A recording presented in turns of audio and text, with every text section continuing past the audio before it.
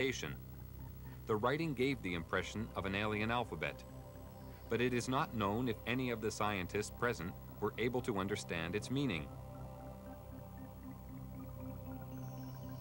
Data found on the craft were stored on a system of silicone slides. It was obvious to everybody at the site that they were dealing with a very advanced technology, including the propulsion system. As more and more alien technology comes into the possession of our scientists, more understanding is being gained about the physics involved in producing propulsion systems capable of taking man deep into space. The American Naval Deep Space Command, who also call themselves the Guardians of the High Frontier, are responsible for the location and identification of all objects in space around Earth. It's their claim that they can track and identify an object as small as a football at a distance of 30,000 miles. They refer to unrecognized tracks as unidentified orbiting objects and have been known to locate up to 6,000 of these in a 3-month period. Their area of responsibility lies outside the Earth's atmosphere. Below this level, the monitoring of the sky is taken over by NORAD, which is the North American Air Defense Network. Larger radio telescopes are on station throughout the world. They can scan the heavens to distances of hundreds of light years. This network of space surveillance ensures that any object heading towards the Earth can be tracked from a vast distance. As an object approaches, it is monitored throughout its journey. If any object should land or crash on Earth, the contact point is known immediately, and quick response teams swiftly arrive on the scene. This network was created after the Roswell incident, and since that time has developed into a sophisticated search and retrieval operation. Quick response teams are located in strategic positions throughout the world. Once there, they isolate the area and ensure that the public is kept unaware of sensitive incidents. All over in NATO, they are interested. It's generals and colonels. The Americans are interested, the English are interested. Everybody knows about it. I was one in Wiesbaden with one of the squadrons down there, and I worked with a colonel. And one afternoon, I was going to nearby town, I don't remember the name. And I went to the office in civil clothes to pick up something, and he was sitting there. Hey, Major, he said, where are you going? I'm going to city. What is that? He pointed. I had my badge here with a flying saucer on my blue jacket. I said, what? That, damn it, that. He said, nothing. It's a flying saucer. I said, it couldn't be. You Americans have proven they don't exist. Shut up, he said. He took the telephone, rang. Jack, Pete, come on now. And in a sudden, we had 5 officers and himself. And we talked for 3 hours, and they knew exactly as much as I did. So everybody knows about it, and it is not illegal, and you are not disliked. I have talked with generals for hours, not on my purpose. They asked me to talk with them about it.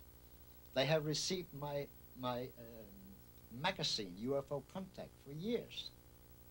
So they are interested, but since the public opinion is secrecy, they can't go any further. Although many years have passed since the beginning of the UFO era, the veil of secrecy has remained to keep the public uninformed.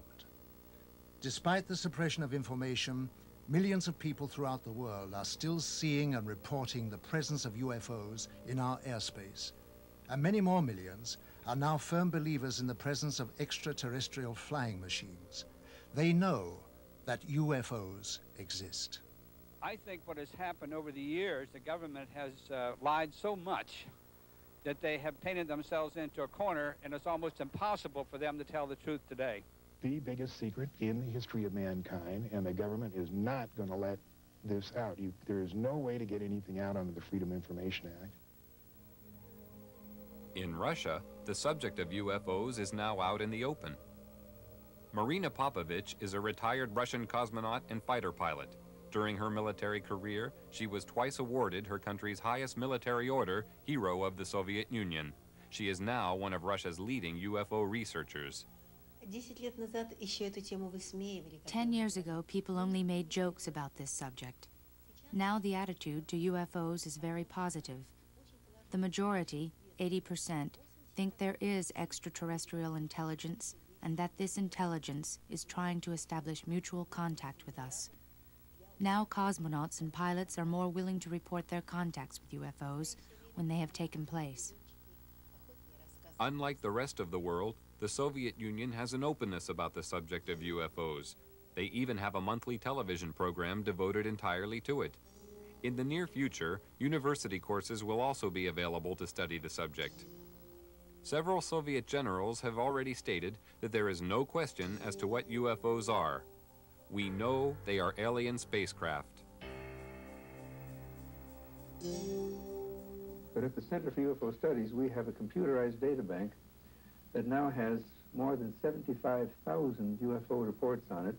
And what is even more interesting, they come from, by latest count, from 133 countries. When you start reeling off the countries, it sounds like a roll call at the United Nations. And even more interesting, and the just numbers themselves don't mean so much, but the thing that finally convinced me that we were not dealing with nonsense is basically the caliber of the witnesses. Many of the reports are made by highly responsible people, impeccable integrity, people in technical training, air traffic controllers and military and commercial pilots. Finally got to the point, and it took me quite some time. I finally got to the point, however, where I simply said, I can't continue to call these people deluded or nuts. They are seeing something. Something is real. The late J. Allen Hynek was an astronomer, just like I am. His background and mine are very similar. He was for many years a professor of astronomy, and so was I.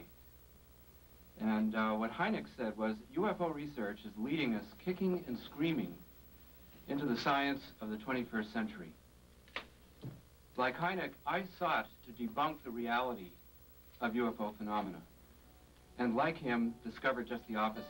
Technology has advanced rapidly over the past 50 years for all the world to see.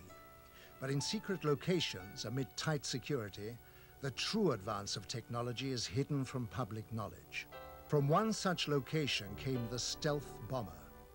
This futuristic aircraft is the only type known which has the ability to fly into radar-protected areas unobserved, almost without sound, to perform whatever task is necessary. The technology used in the production of the aircraft is a giant leap forward from conventional technology, and the question has to be asked, where did it come from?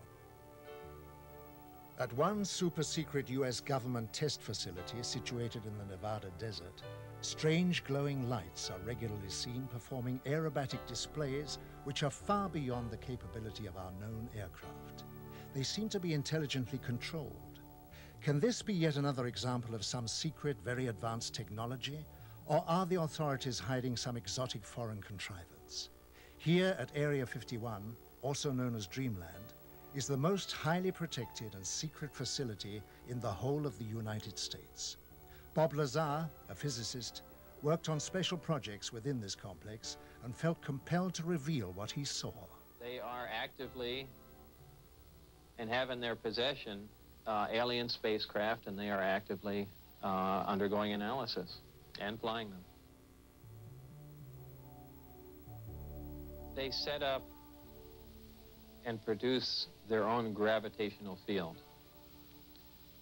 Just as the Earth holds all matter down, they produce that same field, but out of phase, and it repels itself. The effects that can cause, the way in which everything operates is by all intents and purposes, magic. I mean, it is so far beyond our level of technology.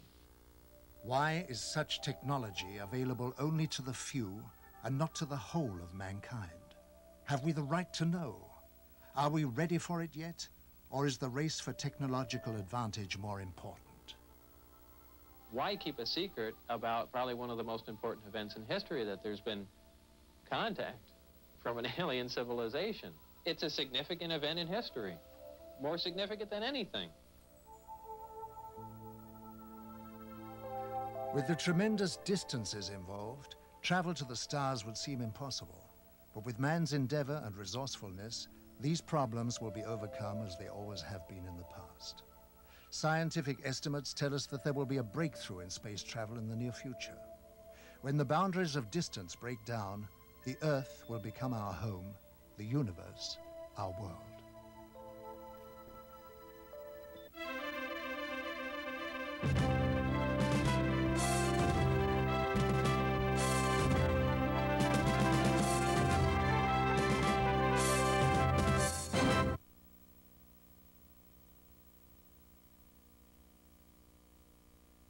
Ju 3.